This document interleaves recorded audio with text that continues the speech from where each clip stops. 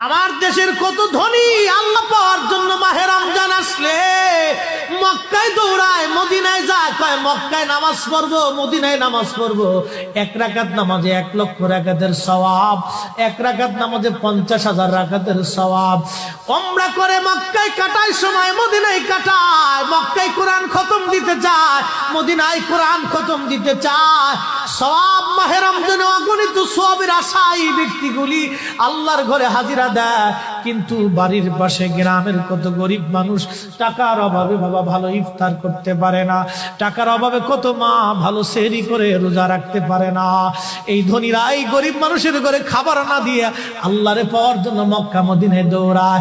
আল্লাহ ডাক দেখো, বান্দা একবার মরে দেখ, কায়দা মতো জুতা দিয়ে পিটামো, আমার বান্দারা না খেয়ে ইফতার করবে, আর তুই আল্লাহ পাওয়ার জন্য মক্কায় আইছো, এমন আল্লাহ আমি ধরা দেব না।